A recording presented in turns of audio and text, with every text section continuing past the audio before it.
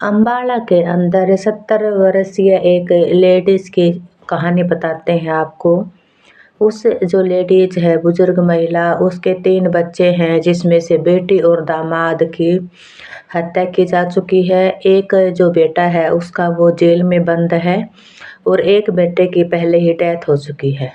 तो वो जो 70 वर्षीय महिला है वो अपने घर में इतने बुरे तरीके से, यानी कह सकते हैं कि एक कैदी की तरह रह रही है, क्योंकि उसकी जो हालत है वो बहुत ज़्यादा ख़राब है और कोई भी उसको संभालने वाला वहाँ पर नहीं है।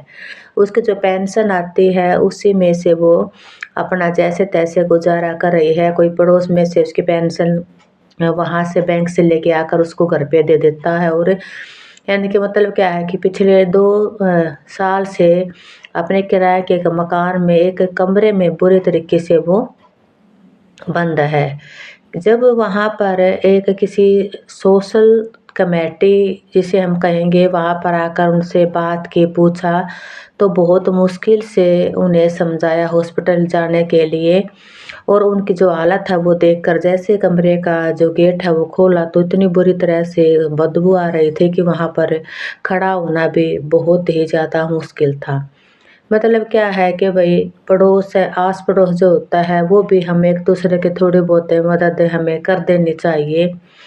ये नहीं है कि सिर्फ़ अगर किसी का कोई रिश्तेदार नहीं है या इस तरीके से उसके बच्चे नहीं हैं तो आदमी को मरने के लिए हम छोड़ दें।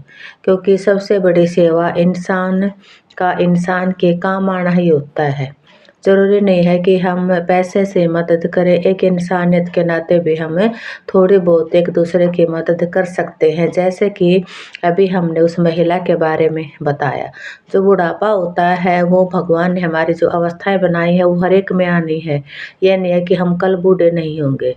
इसलिए हमारी जो सबसे बड़ी सेवा है वो मानवता की सेवा करना है, जितने भी हमसे हो सके, जितने भी हम किसी के काम में आ सके। Thank you, have a nice day.